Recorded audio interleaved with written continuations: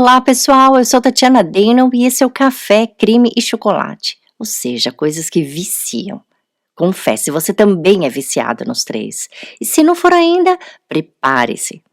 Este episódio é o 6º de uma série, então se você chegou aqui ao podcast agora e esse é o seu primeiro episódio, volte e escute primeiro os de números 158, 159, 162, 163 e 265. Você pode encontrá-los facilmente listados em uma página só em www.cafecrimechocolate.com/Idaho. Bem, como as fotos, fontes e tudo mais sobre esse caso. Agora, se você já os escutou, bora abrir os chocolates, pois para esse episódio vocês precisarão de muita calma e aconchego até, para não passar nervoso. Isso porque esse caso vinha caminhando muito lentamente rumo à justiça desde que o crime aconteceu em 13 de novembro de 2022. Nesse período, uma ordem de silêncio foi instaurada, as audiências foram transferidas para um outro condado e até a cena do crime foi inteiramente demolida.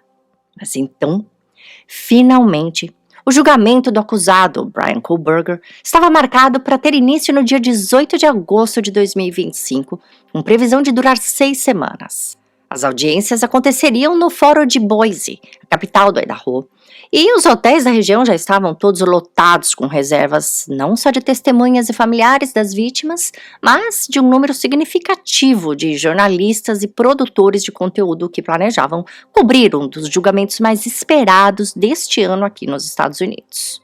Tudo mais que preparado, só que então, segunda-feira, dia 30 de junho de 2025, depois de uma semana intensa para a defesa do acusado Bryan Kohberger, que teve uma série de requisitos negados pela justiça, o estado de Idaho surpreendeu ao anunciar um acordo com o réu. Um acordo que deixou os familiares de algumas vítimas enfurecidos e uma boa parte da população com a sensação de injustiça. Neste episódio, o Café Creme e Chocolate explica tudo o que está acontecendo em um dos casos mais brutais da atualidade. Este é o caso dos assassinatos dos estudantes de Idaho, com um acordo que ninguém esperava.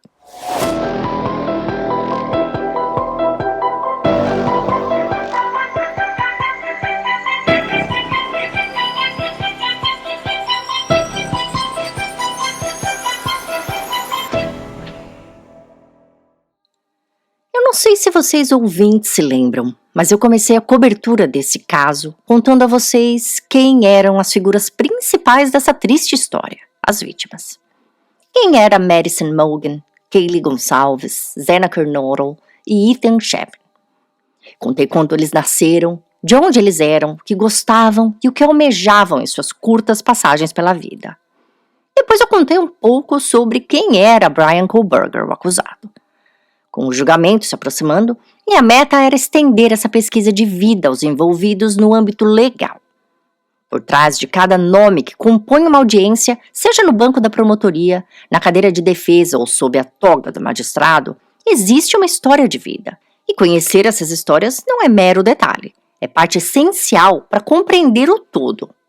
Em um julgamento tão importante como esse, não basta sabermos apenas quem são os réus e as vítimas. Quem conduz as engrenagens da justiça também carrega consigo experiências, decisões passadas, posturas e até silêncios que podem influenciar o desfecho de um caso. Então, minha intenção às vésperas do julgamento era justamente essa: apresentar a vocês os rostos, os currículos e as trajetórias daqueles que estariam de cada lado da sala de audiência. Porque quando esses papéis são ocupados por pessoas eleitas ou designadas para servir o interesse público, seus perfis também passam a ser do interesse coletivo. Agora, com o anúncio inesperado do acordo judicial, uma virada que encerrou o processo antes mesmo de começar, essa curiosidade se intensifica. Afinal, entender quem são os que movimentam a roda da justiça nos ajuda a compreender melhor o que realmente aconteceu naquele 30 de junho, da semana passada.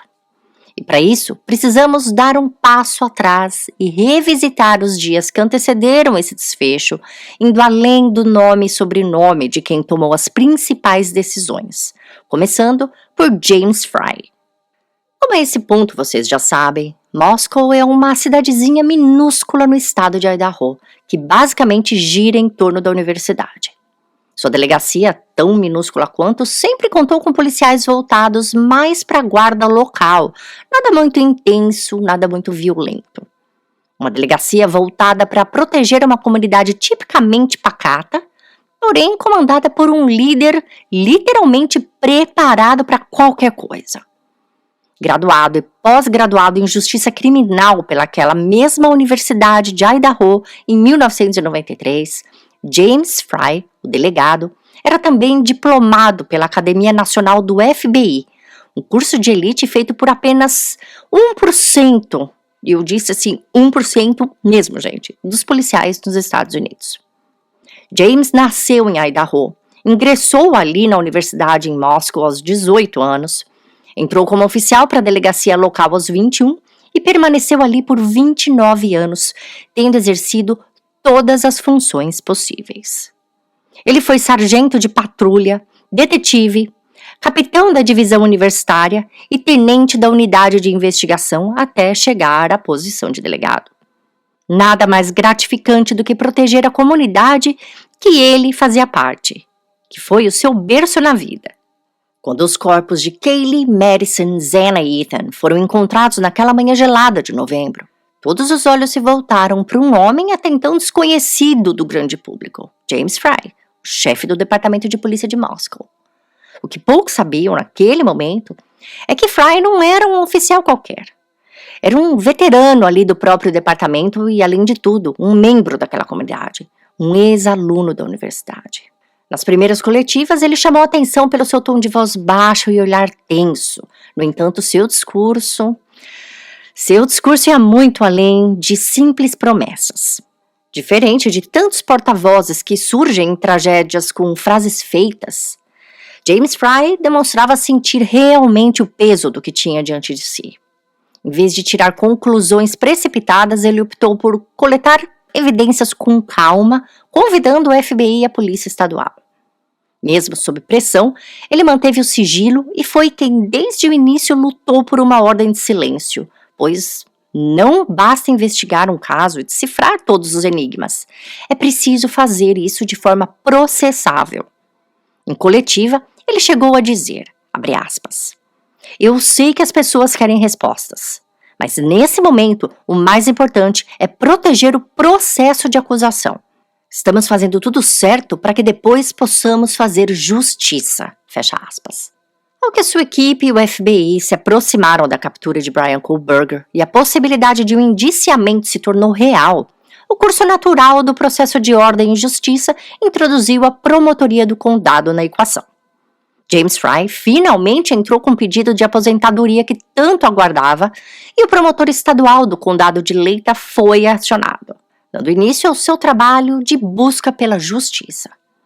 Promotores no estado de Idaho são eleitos pela comunidade. Enquanto alguns estados elegem apenas um promotor estadual e os promotores distritais são apontados, em Idaho, cada condado elege o seu, que pode ser afiliado ao Partido Democrata, Republicano ou atuar de forma independente de qualquer partido, o que é raro, mas acontece. Desde 1992, o condado de Leita, onde fica a cidade de Moscow, vem elegendo, termo após termo sem exceção, Bill Thompson, um dos promotores mais premiados do oeste do país. Entre muitos prêmios, ele foi condecorado em 2017 com um prêmio de profissionalismo na justiça pela Associação Nacional dos Promotores e recebeu também muitos outros prêmios pela Associação dos Promotores de Idaho, a qual ele faz parte do comitê executivo, tendo sido várias vezes vice-presidente ou tesoureiro. Bill é amplamente conhecido no estado por fazer uma boa administração de recursos, ou seja, de dinheiro no Departamento de Justiça.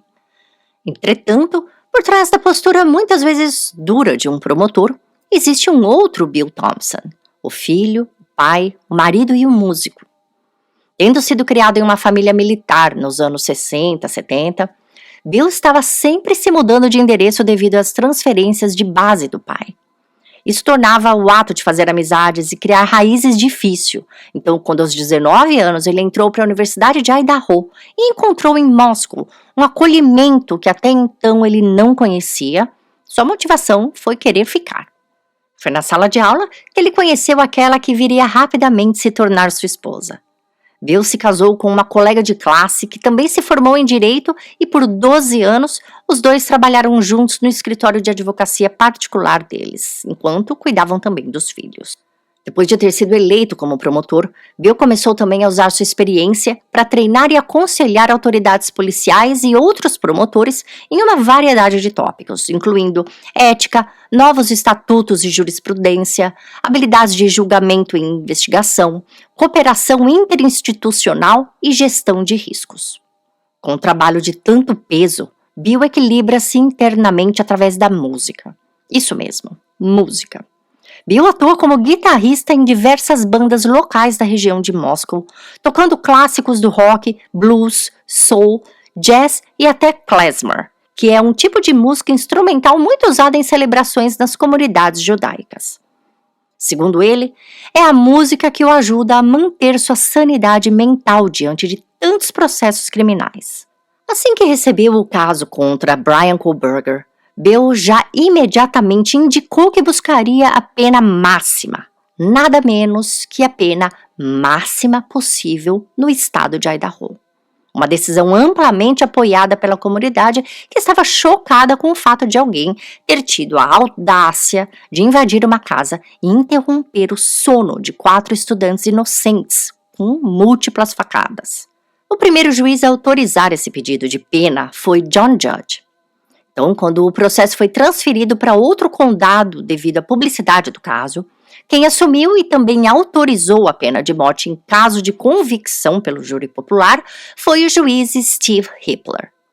Dessa turma toda, o juiz Hippler é o único que não se formou pela Universidade de Idaho, embora tenha nascido e crescido na capital do estado. Ele foi eleito em 2022 e seu mandato vai até 2027.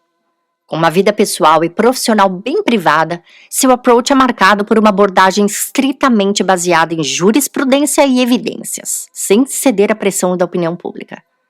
Ele ajudou na seleção do júri em outro caso bem famoso de Idaho, o caso envolvendo Lori e Chad Daybell, bem como presidiu o julgamento de um outro caso importante que eu pretendo contar em breve aqui no podcast. No caso contra Bryan Kohberger, o juiz Hippler deixou claro desde cedo que não levaria em conta o sentimento público na tomada de decisões judiciais e sua lógica ditou muitos acontecimentos que vamos tratar mais pra frente nesse episódio. Só não podemos adiantar sem antes conhecer a defesa.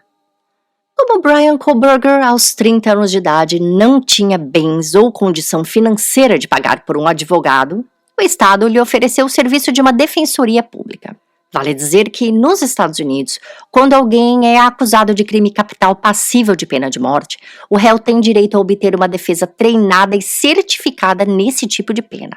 Ou seja, mesmo que Bryan tivesse condições financeiras de arcar com as custas de um advogado criminalista comum, o Estado ainda seria obrigado a oferecer-lhe um especialista em pena de morte. Ao que foi preso, na Pensilvânia, lá na casa dos pais, Bryan obteve um defensor público comum, mas assim que foi extraditado para o estado de Idaho, lhe foi apontado a advogada Ann Taylor. Bem, a princípio, Ann era uma das poucas advogadas certificadas para defender casos passíveis de penas de morte em Idaho. Não a única, mas uma delas. Muito bem reconhecida pela Idaho Public Defense Commission, que é a associação que organiza esses criminalistas. De início, até houve um pequeno problema ético, pois ela era advogada pessoal da mãe de Zena Kernodle, uma das vítimas, em um caso civil. E ela então pediu demissão do caso da mãe de Zena para atender Bryan Kohberger. A senhora Karen Northinger, mãe de Zena, ficou decepcionadíssima e Ann recebeu muitas críticas da comunidade, que a acusou de trocar de cliente por causa do valor que poderia cobrar do Estado pela defesa de Bryan.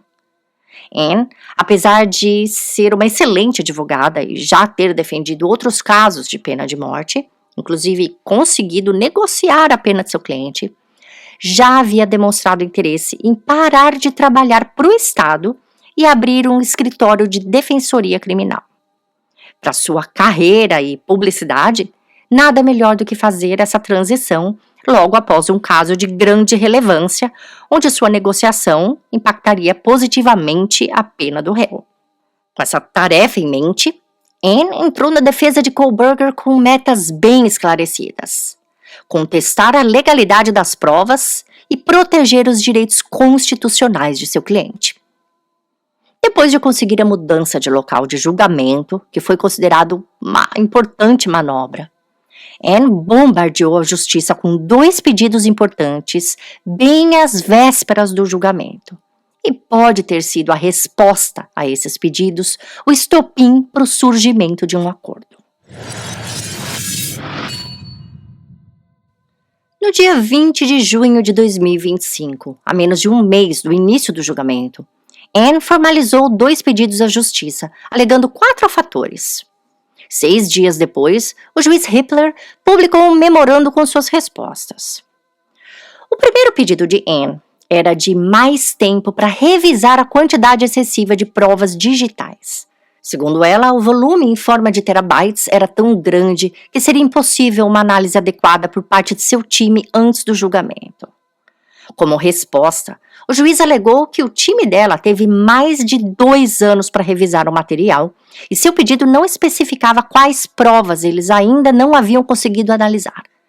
Além disso, foram os próprios advogados dela, os de defesa, que pediram que todas as provas fossem entregues, mesmo as irrelevantes. Então, ao negar, o juiz chamou o argumento de tático e vago. O segundo pedido da defesa foi mais tempo para investigar o histórico de vida de Brian, a fim de detectar possíveis traumas, diagnósticos não identificados ou até condições como, por exemplo, pobreza intergeracional, no caso dos avós e bisavós dele. Para a defesa, eles precisariam de um mapa completo da persona de Brian, bem como reconstruir o mundo ao redor dele desde o ventre da mãe, para que o júri pudesse depois formar uma opinião. O juiz Hippler respondeu dizendo que a investigação da defesa já tinha sido extensiva e já atendia aos padrões constitucionais com mais de 2 dezenas de especialistas contratados, entrevistas com professores, familiares e colegas, bem como passado por diagnósticos completos feitos por psiquiatras e psicólogos. Pedir mais tempo não garantiria que eles encontrariam novas informações. Anne Taylor ainda entrou com um pedido de autorização para apresentar em julgamento 4 possíveis suspeitos. 3 deles conhecidos das vítimas e um outro que não era. O juiz foi categórico em sua recusa e não admitiu tal introdução, dizendo que não havia sequer uma evidência que apontasse para essas 4 pessoas, nem um vestígio de DNA na cena do crime ou nas vítimas, e que essas pessoas haviam cooperado extensivamente com a polícia. A defesa também citou o episódio do programa Dateline, a futura série da Amazon Prime e o livro de James Peterson, que está pronto para ser lançado, como prejudiciais à seleção de jurados imparciais. Quanto a isso, o juiz disse que a publicidade sobre o caso não justificava o adiamento, até porque a corte já havia mudado o local do julgamento para o condado de Eira, tomado uma série de medidas para proteger jurados e testemunhas, bem como programado um processo de seleção rigoroso e ampliado. Em relação à suspeita de vazamentos de informações para a mídia, a defesa alegou que deveria haver uma pausa no processo até que fosse apurado a fonte desses vazamentos, mas o juiz considerou que essas alegações não passavam de pura especulação e que descobrir quem vazou não mudaria em nada as provas existentes. Por fim, a corte foi categórica: não haveria adiamento. O juiz Hippler deixou claro que a defesa teve tempo, recursos e estrutura mais do que suficiente para se preparar, e que o pedido de prorrogação não passava de uma manobra para ganhar mais tempo. A mensagem era simples, porém poderosa. Quem agora ditava o ritmo era ele e não mais a defesa. E foi exatamente aí que o jogo virou. Diante da rigidez da decisão judicial e percebendo que o controle escapava por entre os dedos, a defesa de Brian Kohberger enfim cedeu. Sentindo o peso real das cordas que se apertavam ao redor de seu cliente, eles mudaram de rumo radicalmente. Dias depois, abandonaram a postura combativa e surpreenderam ao propor um acordo. O acusado se declararia culpado em troca de escapar da pena de morte. Dos 50 estados que compõem os Estados Unidos, 27 ainda mantêm a pena de morte legalmente ativa. Dentre eles, 3, Califórnia, Oregon e Pensilvânia, suspenderam as execuções por decisão dos respectivos governadores. Mas Idaho não está entre eles. No estado de Idaho, a pena de morte continua não apenas permitida, como também amplamente apoiada tanto pelo governo quanto pela população. Trata-se de uma política penal profundamente enraizada na cultura local, vista por muitos como um símbolo de justiça severa diante de crimes hediondos. A maioria dos eleitores que elegeram o atual governo do estado manifesta apoio a esse tipo de punição, principalmente em casos que envolvem circunstâncias agravantes, como homicídios múltiplos ou brutalidade excessiva. Em outras palavras, em Idaho, a pena capital ainda é vista como um instrumento legítimo e necessário para proteger a ordem e punir os piores crimes com o peso máximo da lei. Em um estado onde a pena de morte é legal, aplicada e amplamente apoiada pela sociedade, a realização de um julgamento não é apenas um procedimento legal, é um direito fundamental. E esse direito de julgamento, ele não pertence apenas ao réu. Ele é também um direito da vítima. Em casos de homicídio, esse direito é também estendido às famílias que ficam. Para muitos pais, irmãos e parentes de vítimas assassinadas, sentar-se diante de um tribunal e ver o acusado responder por seus atos é um passo essencial no processo de busca por justiça. É mais ou menos que uma forma de resgatar, pelo menos, parte da dignidade brutalmente arrancada de quem se foi. É uma chance, por mais dolorosa que seja, de olhar nos olhos de quem destruiu sua vida e ouvir publicamente, tintim por tintim, do que aconteceu, quando, onde e por quê. E era isso que estava marcado para acontecer em agosto de 2025 na corte de Boise, capital de Idaho, onde Bryan Kohberger seria julgado. Era para isso que os familiares das vítimas, ou pelo menos parte deles, estavam se preparando. Nos últimos 2 meses, a promotoria vinha se reunindo com familiares e representantes das vítimas, todas as sextas-feiras no período da tarde, para reuniões de posicionamento sobre os preparativos do julgamento. Na reunião da sexta, dia 27, o promotor Bill Thompson, acompanhado de sua assistente Ashley, introduziu na pauta, muito brevemente, a possibilidade da defesa propor um acordo, até em virtude das negativas dadas pelo juiz a eles. Entretanto, segundo Steve Gonçalves, o pai da Kaylee, a menção dessa possibilidade foi bem vaga e imediatamente recebida com um belo não.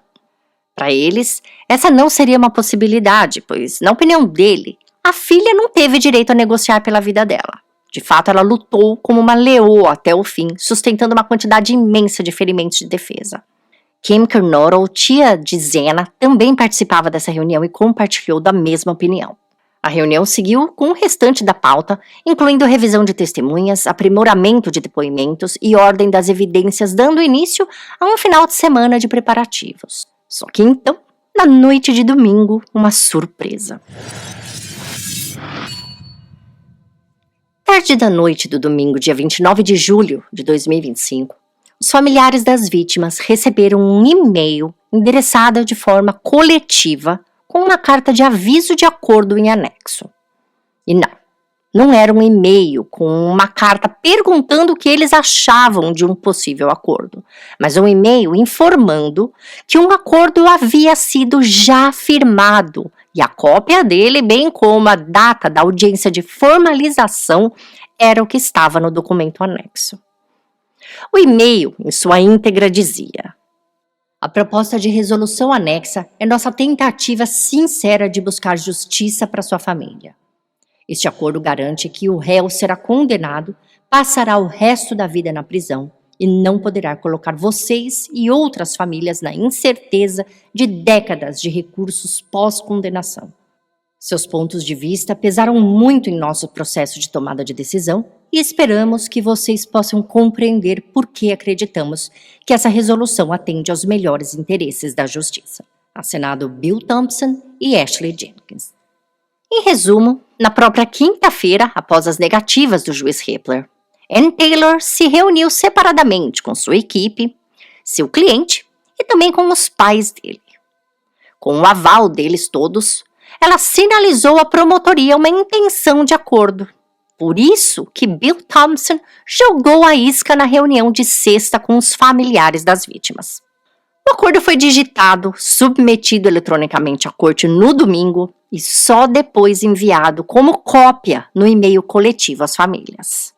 Não teve uma ligação, uma conversa formal ou ao menos uma tentativa de consulta com advogados que representavam as famílias. Não que a promotoria tinha uma obrigação legal de obter tal aprovação. Trata-se apenas de uma questão de ética processual. O acordo oferecido pelos promotores do condado de Leita consistia na exclusão da pena de morte como sentença, caso o réu se declarasse culpado pelos assassinatos e pela acusação de invasão domiciliar, recebendo assim a sentença de prisão perpétua sem possibilidade de liberdade condicional. Uma sentença que, segundo palavras de Aubrey Gonçalves, a irmã de 18 anos de Kaylee, ainda o permite formar relacionamentos e se envolver com o mundo, mesmo que de forma reduzida, enquanto as vítimas foram silenciadas para sempre. Para a família Gonçalves e para a família Carnoro, a impressão que ficou foi a de que o sistema judicial resolveu se importar mais com o futuro de Brian do que honrar o passado das vítimas. Segundo a tia de Zena, os promotores estavam justificando o acordo com preocupações como o fato das famílias terem que ver fotos terríveis da cena do crime durante as audiências, o que não faz sentido para ela, uma vez que todos eles já viram essas fotos e várias vezes. Ou seja, a promotoria não estava tentando os poupar. Sem contar que permanece na sala da audiência e revê as fotos quem quer. Em toda audiência, é dada a opção de qualquer pessoa na plateia sair ou não da sala antes de uma exibição. E o estado do Idaho nem apresenta fotos gráficas em telão. Essas fotos são entregues exclusivamente ao júri quando necessárias em um envelope selado. Kim Carnoro também alegou que durante a reunião de sexta-feira, os promotores reiteraram que tinham evidências suficientes para garantir um veredito de culpado sem transparecer qualquer insegurança aos familiares. A família de Kaylee reagiu com dor e indignação. Para eles, o acordo foi uma forma de calar o julgamento público, de impedir que todas as evidências fossem ouvidas por um júri e que o país conhecesse em detalhes o que aconteceu naquela casa naquela noite. Quando um promotor opta por firmar um acordo com o réu sem consultar previamente os familiares, o impacto pode, é claro, ser devastador. A sensação é de que o processo foi encurtado, abafado, tirado de suas mãos, como se a justiça tivesse seguido adiante deles. E mais grave ainda, sabendo que o caso se enquadrava nos critérios mais severos da lei e que poderia, sim, ter elevado a pena máxima, a frustração foi, é claro, inevitável. Um julgamento é um direito coletivo. Não é algo que se cancela nos bastidores com a assinatura de 3 partes, réu, defesa e promotoria, enquanto a parte mais atingida emocionalmente mesmo permanece ali à margem. Em casos como o de Brian Kohlberger, qualquer decisão que envolva o cancelamento de um julgamento deveria ter passado sim pelo aval consciente dos familiares. Não apenas como uma formalidade, mas como um sinal mínimo de respeito a quem vive diariamente a perda, e a ausência irreversível causada por aquele crime. Em uma postagem na página da família Gonçalves no Facebook, o pai de Kaylee publicou: "A pena de morte não é nada mais que uma ilusão do sistema de justiça criminal. Quando disponível, ela serve apenas como instrumento de barganha para o Estado e, quando raramente é aplicada, nunca é executada, devido a um processo de apelação altamente ineficiente. A noção de que alguém pode se declarar culpado de um crime e ainda enfrentar anos de atrasos na apelação revela uma falha sistêmica. O tratamento dado pela Promotoria do Condado de Leita à nossa família durante esse processo é algo que eu não desejaria a ninguém. Nós nos questionamos algumas decisões logo no início da investigação. Por que o prefeito estava comentando tanto o caso? Porque o legista estava vindo falar diretamente com as famílias. Porque um investigador policial com menos de 2 anos de experiência estava liderando a coleta de provas. Por que a Universidade de Idaho se envolveu quando declarou o incidente como algo isolado e fora do campus? Por que a universidade foi autorizada a escrever um livro sobre o incidente enquanto outras pessoas foram silenciadas por uma ordem de silêncio excessivamente ampla? Como resultado disso tudo, fomos rotulados de adversários. Portanto, já não é mais surpresa a forma como a Promotoria do Condado de Leita conduziu mal esse caso. A prova disso é esse acordo judicial. Eles mencionaram vagamente uma possível apelação na sexta-feira sem pedir nossa opinião e apresentaram a apelação depois no domingo. O Condado de Leita deveria se envergonhar de seu Ministério Público. 4 jovens maravilhosos perderam a vida, mas as famílias das vítimas foram tratadas como oponentes desde o início. Não fomos nem chamados para falar sobre a apelação. Recebemos um e-mail com uma carta anexada. É assim que o Ministério Público do Condado de Leita trata as famílias das vítimas de assassinato. Para piorar ainda mais a situação, eles estão apressando a apelação, dando às famílias apenas um dia para se organizarem e comparecerem ao tribunal para audiência de declaração de culpa em 2 de julho. Quem eles pensam que são? Depois de mais de 2 anos, é assim que tudo termina, com um acordo secreto e uma tentativa apressada de encerrar logo o caso sem qualquer contribuição das famílias das vítimas sobre os detalhes dessa apelação. Nossa família está frustrada, mas isso vai passar. Nós nos reuniremos como sempre e lidaremos com a realidade que enfrentamos. Seguiremos em frente. Mais uma vez, agradecemos a todos pelos pensamentos e orações. Em resposta ao e-mail do promotor, a família Gonçalves pediu uma confissão completa e a localização da suposta arma do crime, a faca de caça estilo K-Bar que nunca foi encontrada. No entanto, a resposta foi mais uma decepção. Os promotores recusaram o pedido, explicando que a oferta de acordo já havia sido mandada ao réu e aceita, ou seja, àquele ponto, eles não poderiam mais alterar nada de forma ética. Isso mesmo, ética. Mais uma vez, os Gonçalves sentiram como se Bryan Kohberger estava sendo bem mais respeitado que as famílias e seus familiares. Manter ética nas mensagens com Bryan, mas não nas mensagens com eles. Ao contrário da família Gonçalves, a família de Ethan Chapin apoiou a decisão da promotoria. Desde o início, eles evitaram as salas de audiência e compartilhavam a opinião de que nada traria Ethan de volta, optando por apenas honrar sua existência e os 20 anos que ele viveu com a família.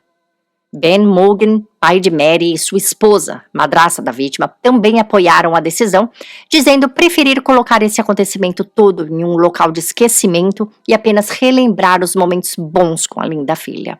Fora das famílias, advogados por todo o país dividiam opiniões quanto à manobra de acordo. No entanto, a grande maioria criticou a forma como ela foi conduzida, sem uma consulta mais elaborada em conjunto real com cada uma das famílias. Segundo o advogado Rich Scottstein, em entrevista concedida a Jesse Weber no programa Sidebar da rede Law and Crime, as 4 famílias das vítimas deveriam ter sido consultadas individualmente antes de qualquer tomada de decisão. Principalmente para que fosse esclarecido de forma clara o raciocínio por trás da decisão de um promotor em aceitar um acordo num caso tão brutal. Esse raciocínio pode estar, como Schwenstein pontuou, no custo emocional, jurídico e financeiro de um julgamento de pena de morte. Casos assim envolvem anos de recursos, traumas revividos pelas testemunhas e, muitas vezes, nenhuma garantia de que o réu será de fato executado.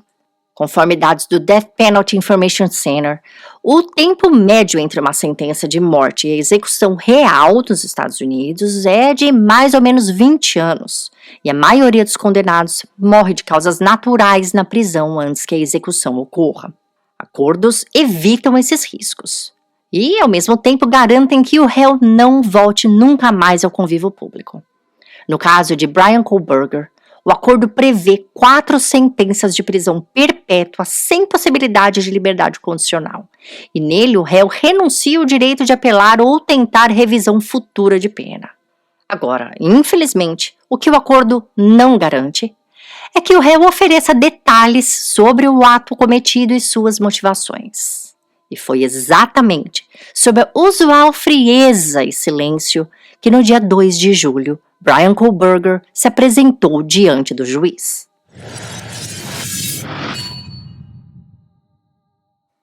O dia 2 de julho de 2025 amanheceu carregado de inquietação na cidade de Boise, em Idaho, com jornalistas de todos os cantos do país montando seus equipamentos na entrada do fórum já a partir das 2 da manhã. Às 8, quando o tribunal abriu as portas, o clima era de tensão e expectativa. Às 11 horas, a audiência de plea teve início. Bryan Kohberger entrou na sala de audiência acompanhado de sua advogada, vestindo uma camisa bege e uma gravata no mesmo tom. Pálido, de cabelo recentemente cortado e sobrancelhas nitidamente aparadas, em contraste com a descrição de uma das testemunhas sobre sua aparência no dia do crime, ele se sentou na cadeira reservada ao réu sem fazer contato visual algum com a plateia, nem mesmo com seus pais, que pela primeira vez compareciam a uma audiência.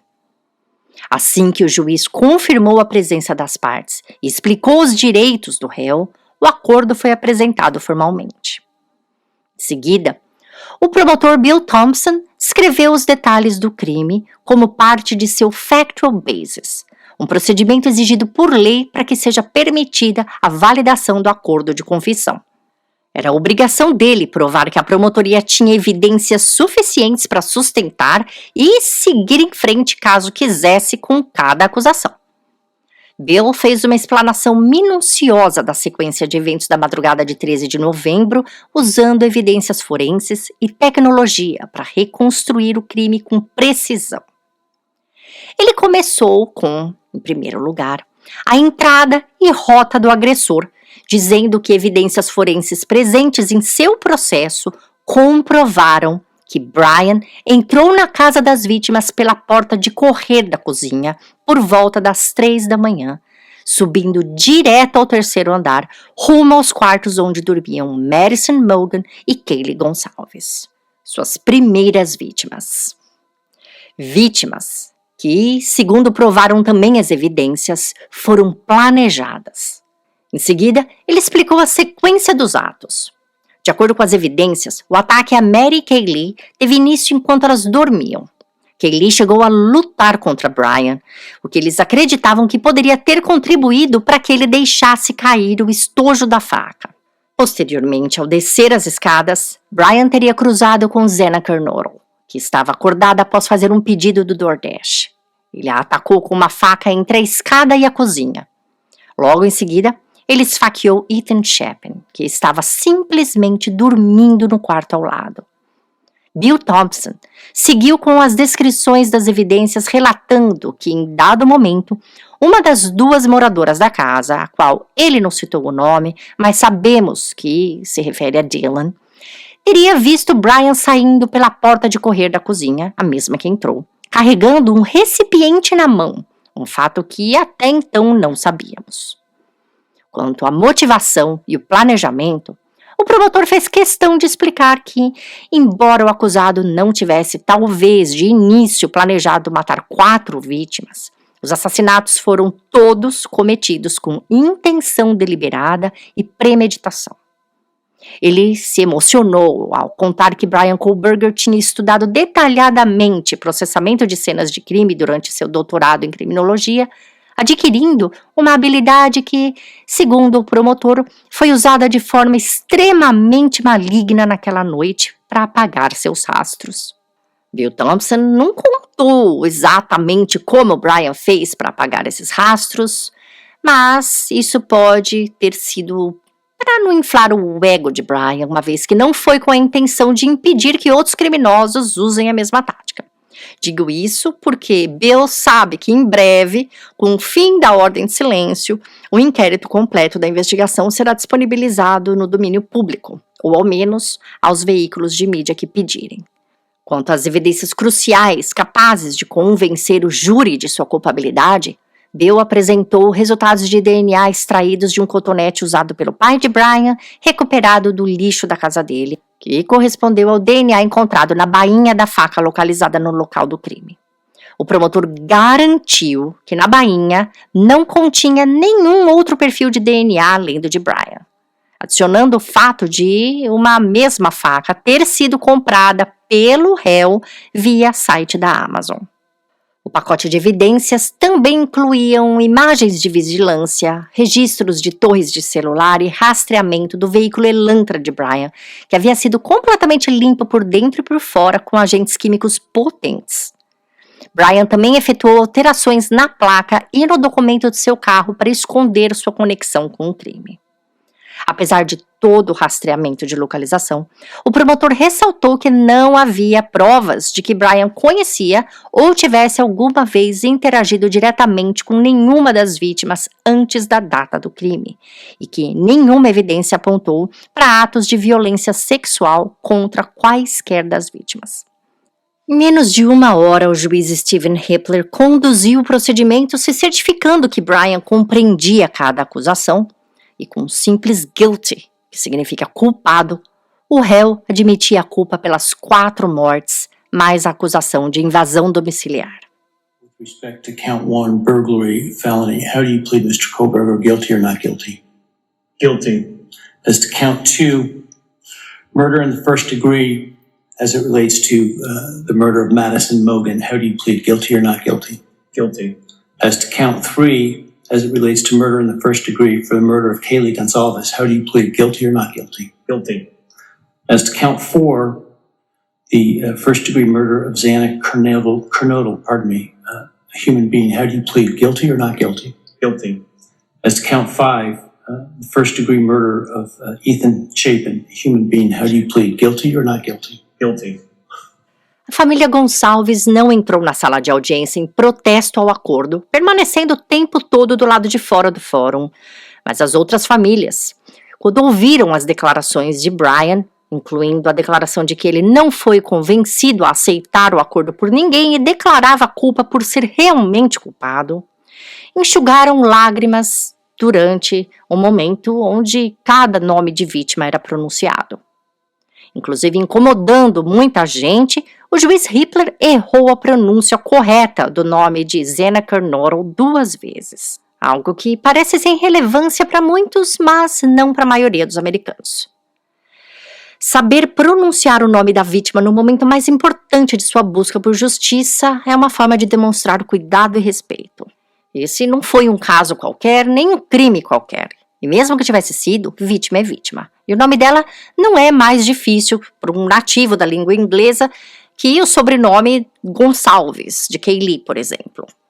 Ao final, o juiz aceitou o acordo, 4 sentenças de prisão perpétua sem possibilidade de liberdade condicional, a serem cumpridas consecutivamente, mais um adicional de 10 anos pela invasão domiciliar. Brian Kohlberger renunciou ao direito de recorrer ou contestar a condenação no futuro e a audiência de formalização dessa sentença ficou agendada para 23 de julho. Portanto, foi assim, numa manhã silenciosa, que a história que prometia se desenrolar diante de um júri popular foi encerrada, com apenas um suspiro jurídico, sem as respostas que muitos esperavam ouvir. Para o estado de Idaho, o processo foi encerrado. Para as famílias, esse pesadelo talvez nunca tenha fim. E para nós, que acompanhamos esse caso desde o início, fica a pergunta: justiça é saber quem matou ou entender o porquê? Em casos como este, é comum ouvir que o condenado encontrará justiça, entre aspas, dentro da prisão. Muitos que se posicionam contra a pena de morte por princípios ligados aos direitos humanos ou à preservação da vida, ainda assim demonstram certa tolerância quando o sofrimento ou até a morte ocorrem indiretamente, seja pelas mãos de outros detentos ou pelas duras condições do sistema prisional. Basta observar os comentários nas redes sociais em casos criminais de grande repercussão. Expressões como "na prisão a justiça chega", "que apodreça atrás das grades" ou "tomara que não dure nada lá dentro" se repetem com frequência. Essa postura levanta uma reflexão. Por vezes, parece haver uma disposição coletiva em delegar o papel de pena máxima, desde que ela não venha oficialmente do Estado. Uma contradição, no mínimo, curiosa.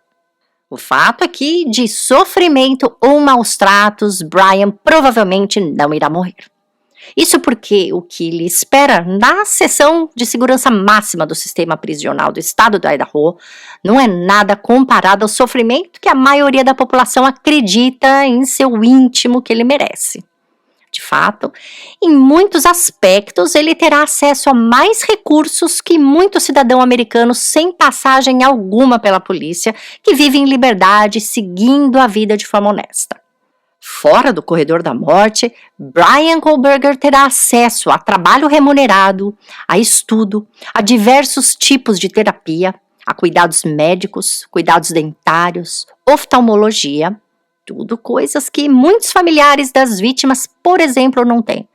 Como Steve Gonçalves mesmo disse em sua entrevista exclusiva dessa semana a Ashley Banfield do News Nation, Brian cumprirá a pena em um lugar que está mais para creche de adulto do que prisão. Se acomodado na IMCI, a Idaho Maximum Security Institution, onde fica a maioria dos presos comparados a ele, Brian terá acesso à internet controlada em seu iPad, terá acesso à TV, poderá se comunicar com os pais por e-mail sempre que quiser, poderá falar por telefone. Apesar de inicialmente poder ficar alojado em uma cela solitária, ele poderá ser autorizado a desfrutar de até 3 horas de sol e academia por dia, ao contrário de um preso no corredor da morte, que teria no máximo 1 hora dessas atividades. Ele terá seu cardápio vegano controlado por uma nutricionista e dormirá com o conforto de um ar-condicionado no verão e um aquecedor no inverno. Como ele será um preso de longo termo, todas as vezes que Brian adoecer, ele será tratado adequadamente com direito a todo tipo de medicamento disponível. Se ele desenvolver um câncer, por exemplo, o Estado é obrigado a pagar pela quimioterapia dele, o que não acontece com cidadãos em liberdade, né? Caso estivesse no corredor da morte, o Estado não cobriria esse tipo de tratamento, nem dentista, nem terapias diversas. Apenas o extremo necessário, uma vez que a vida desse preso seria considerada uma vida de curto prazo. Agora, nas condições que Brian vai estar, a expectativa de vida dele é maior do que a de um cidadão fora. O risco dele morrer vítima de algum acidente, segundo a Central Americana de Estatísticas em Justiça Criminal, é quase que nulo dentro da prisão. A saúde dele estará mais em dia que a minha e provavelmente do que a sua que está ouvindo. E tem mais, a depressão, impacto mental. Alguém aqui ainda acredita que Brian tinha um mental bom antes de ser preso? Não. Por isso, talvez ele tenha feito o que fez. Agora sim ele será tratado.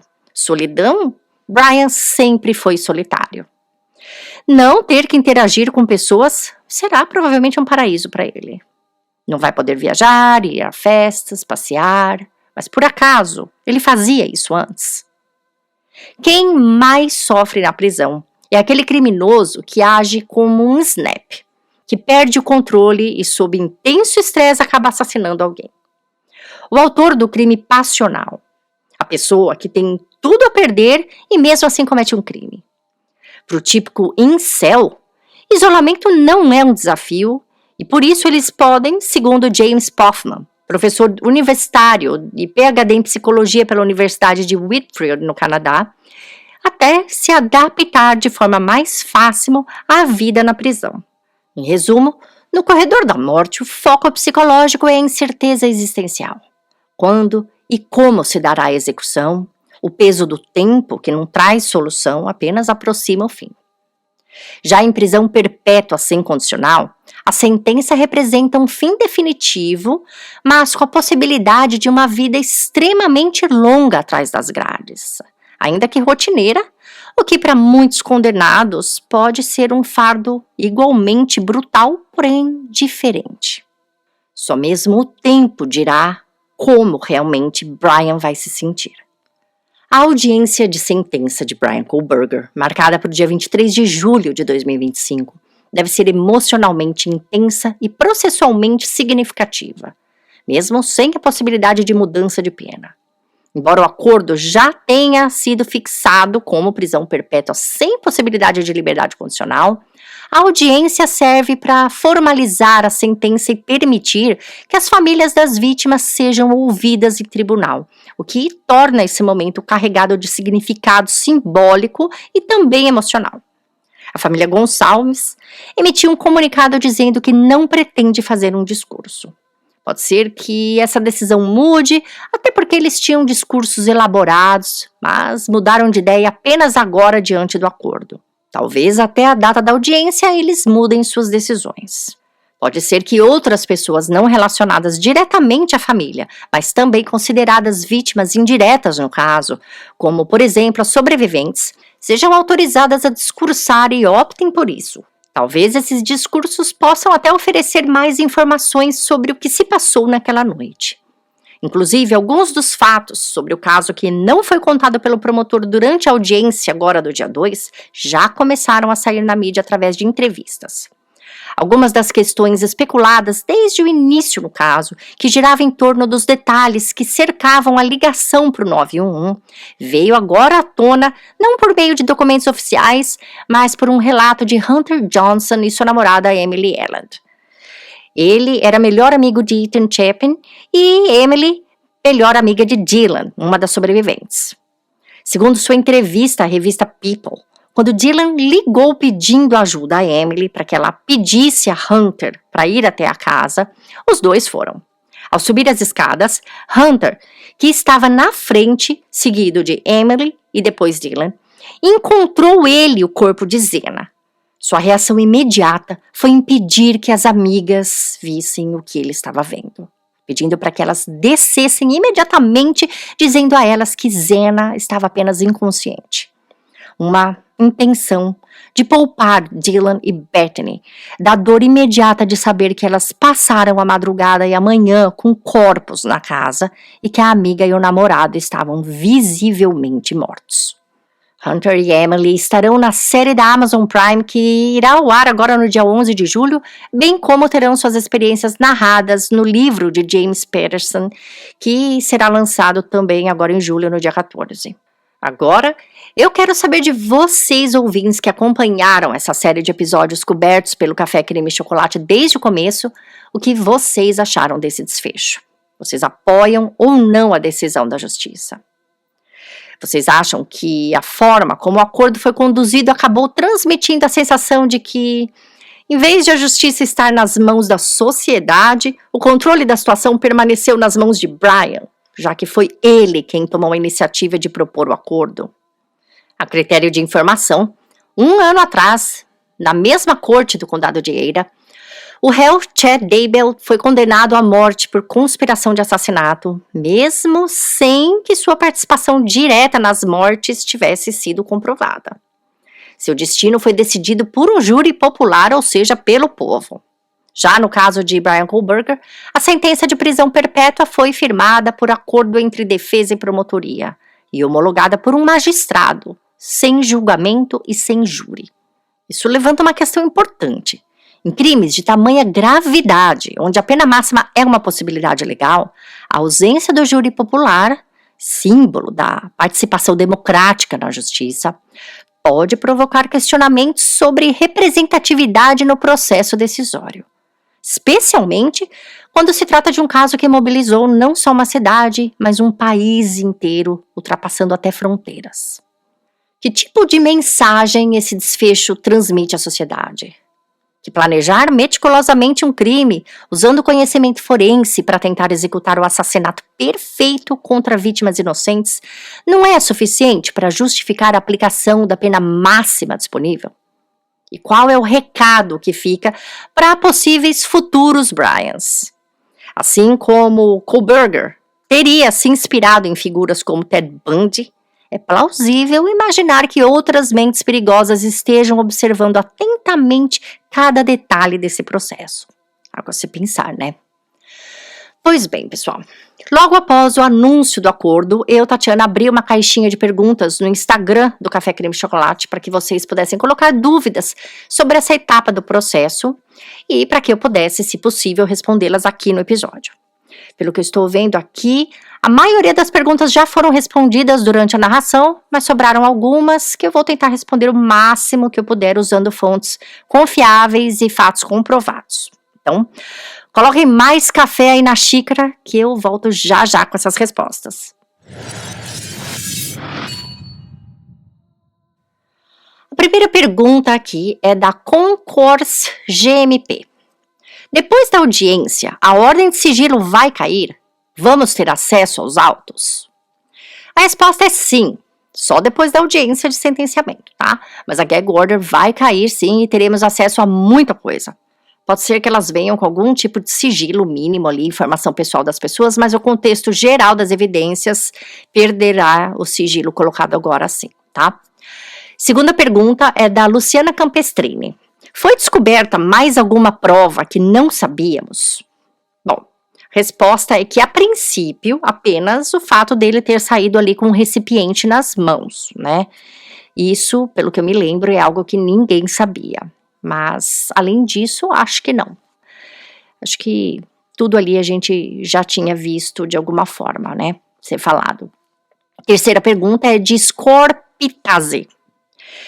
Que gravata pavorosa foi aquela? Quem escolhe as roupas dele? Boa pergunta, Scorpitase. Eu não sei e não encontrei essa informação, mas eu suponho que tenha sido ele, porque desde o início, né, o que ele provou é que ele tem mau gosto pra vida. Eu acho que antes, né, nas outras audiências, era a Ann Taylor que escolhia as roupas dele, porque muitas vezes os advogados de defesa usam as vestimentas como manobra de opinião. Mas dessa vez a defesa não tinha por que manobrar nada, né? Não tinha que mostrar nada, nem provar nada, então ela deve ter deixado ele escolher mesmo. Inclusive, se eu souber que foi a Ann, o meu respeito por ela vai aumentar e muito, pois mostra que por trás da criminalista profissional tem uma mãe, né? Ela é mãe também, que quer que um réu como ele se lasque, né? Que seja então na aparência, já que ela não pode fazer nada a mais, já que ele é cliente dela, né? Que seja na aparência ridícula da gravata feia dele. Bom, mas isso é tudo que eu acho, tá? Eu não encontrei nada oficial a respeito de quem escolheu aquela camisa com a gravata horrenda. Agora a pergunta da Kate Karen Garcia. As famílias podem entrar com algum recurso para serem ouvidas? Bom, Kate, nos Estados Unidos, as famílias das vítimas não têm o poder legal para anular acordo ou, assim, de um poder de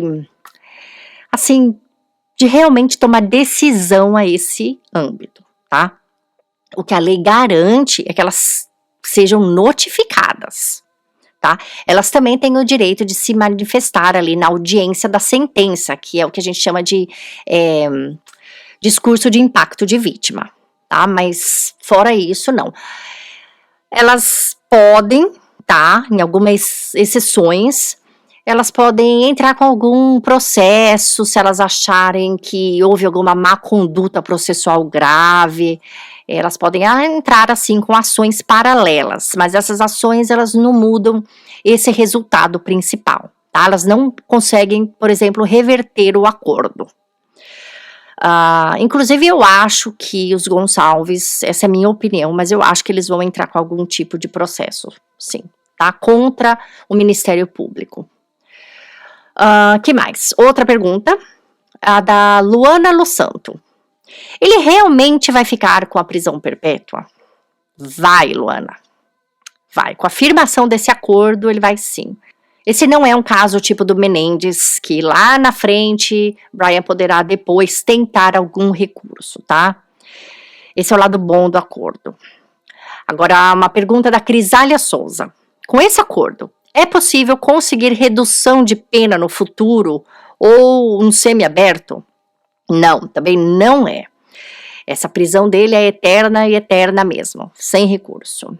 Pergunta agora da Paula Q. Caetano. Vi em uma das acusações que ele se declarou culpado por roubo. Ele roubou algo da casa? Boa pergunta, Paula, porque isso é confuso mesmo. Ele se declarou culpado por burglary, tá? Burglary não significa somente roubar algo, significa também entrar ilegalmente em uma casa com a intenção de cometer um crime ou um assassinato. A tradução, ela é um pouco mais ampla do que só a palavra, sabe? Parece confuso quando a gente traduz ao pé da letra, mas legalmente, burglary significa invasão domiciliar, tá? Agora a pergunta da Rita British. Então ele não tem mesmo um cúmplice, fez tudo sozinho? Então, Rita, aparentemente ele fez tudo sozinho. Nada, no caso, indicou a ajuda de outra pessoa. Ele foi bem preparado, né? Pergunta agora da Nick Madison. Ele ainda pode dar entrevistas da prisão? Ele pode falar que é inocente, mas alegou culpa por causa das evidências? Essa é uma pergunta sem uma resposta fixa ainda, tá bom, Nick? A Suprema Corte americana, ela deixa cada estado tomar essa decisão. Em Idaho, os presos do corredor da morte, eles não podem, de maneira alguma, fornecer entrevistas, conversar com jornalistas, nada disso. Agora, presos em prisão perpétua, dependendo da situação, eles podem. A regra diz que ela só pode ser quebrada em casos raros. Porém, nós acabamos de ver que essa semana aqui o Nathan Eaton conseguiu entrevistar a Lori Vallow Dable cara a cara enquanto ela parecia maquiada e sorrindo lá na entrevista com ele, né? É um caso que eu não contei ainda no podcast, mas ele é tão comprido, gente. Eu sempre falei que eu planejo, né, contar ele, mas agora que acabaram todos os julgamentos mesmo, capaz que eu planejo contar no ano que vem. Nesse ano não vai dar tempo, com certeza. Mas é um caso que aconteceu também em Idaho. Já tô dando spoiler, mas muito de vocês conhecem o caso. Ela foi condenada à prisão perpétua, o marido condenado à morte. Mas ela acabou de dar uma entrevista ali, sorrindo, e não é a primeira não, tá? Ela já deu outras. Então, a gente não sabe, né? Ela tá na mesma categoria ali de reclusão que o Brian ficará. Ela, né, na parte feminina, e o Brian ficará na masculina. Mas a regra deveria se aplicar para ambos, né? Então, não sei. É que a Lori, ela já é mais faladeira, ela quer falar, né? O Brian, não sei se ele tem intenção não, viu? Mas essa também é minha opinião. Agora, se ele pode falar depois que ele é inocente, definitivamente não, a resposta é não mesmo. Esse tipo de acordo que ele fez, ele é um acordo diferente daquele chamado offer plea, tá? No offer plea, que inclusive eu já contei um caso aqui no podcast, o do trio de West Memphis, nele, a pessoa pode se declarar culpada, dizendo que é inocente, tá? Ela assina ali um documento de noção de que o Estado tem a capacidade de condená-la com evidências, tá? Então, mas elas são diferentes, esses acordos. Esse chama offer plea e não é esse o que o Brian fez. Então, com o acordo dele, ele nunca vai poder dizer que ele não tem culpa. Agora a pergunta da Cláudia Novaes. A família dele pode ganhar dinheiro com entrevistas e livros? Não, né? Mas sabemos que existem outras formas. Tecnicamente não, mas sempre dá um jeitinho, como fez os Menendez. Os Menendez não podiam lucrar com o crime contra os pais, mas primos, amigos puderam dar entrevistas e até participar da série da Netflix, e nós sabemos que essas pessoas contribuíram depois financeiramente com o apelo deles, ou seja, para tudo ter um jeitinho. O que acontece é que se a família das vítimas descobrirem que houve algum jeitinho, se eles colocarem um investigador, ou se eles simplesmente, se for uma coisa que ficou tão na cara, e eles resolverem processar, né, tanto a empresa que fez o documentário, ou a editora do livro, eles podem até conseguir barrar judicialmente a veiculação desse material, tá? Isso já aconteceu diversas vezes. Então, a família dele não vai poder, mas a gente também não sabe. Acho que a última pergunta aqui agora, do Júnior BZK. Ele vai ser obrigado a pagar alguma indenização às famílias? Sim, Júnior. O acordo deixa claro que, além da prisão perpétua, ele continua responsável por indenizar as famílias, bem como pagar pelos custos de funeral e outros gastos relacionados às mortes. Esse valor geralmente sai de bens, mas como ele não tem bem, né, sairá do salário dele na prisão quando ele começar a trabalhar e futuramente de uma possível herança. Claro que os pais dele podem passar tudo para o nome das irmãs, se eles quiserem, como aconteceu no caso dos Murdochs, mas se os advogados das famílias agirem rápido, isso pode ser congelado, bloqueado, coisa e tal. Como são 4 vítimas, eu acredito que o Bryan Kohberger dificilmente consiga pagar tudo que no fim ele vai acabar devendo, tá? Serão muitos anos aí de trabalho para pagar essa dívida. Bom, pessoal, essas foram as principais perguntas que vocês mandaram. Super obrigada por terem participado da caixinha, ter mandado essas perguntas. Elas foram perguntas bem relevantes. Tinham muitas outras perguntas, mas eu acredito que tudo ficou respondido aqui no episódio, tá bom? Obrigado mesmo pela audiência de vocês, por estarem aqui ouvindo a minha versão desse acordo. E quem quiser revisitar ali os detalhes do caso, os episódios anteriores estão disponíveis em todas as plataformas de podcast. Inclusive eu vou, ao longo dessa semana, colocar tudo também no YouTube, os episódios já gravados antigamente, né, são os mesmos áudios, aliás, só com áudio, não coloco imagens, só para quem gosta de ouvir pelo YouTube mesmo. E fotos vocês encontram no feed do Instagram do Café Creme Chocolate e também no nosso site. Na nossa página do site, inclusive, todos os episódios estão ali alinhados com todas as informações ali sobre o crime, bem como as fontes usadas, ok? Apoiadores que apoiam pela plataforma Patreon ganham acesso aos PDFs dos documentos oficiais desse caso e de outros também, tá? Eu faço sempre uma pastinha ali sobre os casos e vou colocar aqui o memorando com a resposta do juiz Hippler e também com o acordo oficial mesmo, tá? Isso de ter acesso a alguns documentos oficiais é uma vantagem que a plataforma Patreon permite e as outras plataformas de apoio não. Por isso eu coloco lá, tá? Não é favoritismo à plataforma, não. É simplesmente a facilidade e a possibilidade de colocar os PDFs ali para os apoiadores, tá bom? Então, agora eu vou indo, provavelmente volto com mais episódios sobre esse caso depois da audiência de sentença ou depois que o inquérito completo sair do sigilo, né? Se a gente tiver muita informação, vale a pena fazer um outro episódio, tá? Então, em breve eu apareço aqui com mais um caso criminal para vocês. E enquanto isso, cuidem-se, protejam-se e fiquem bem.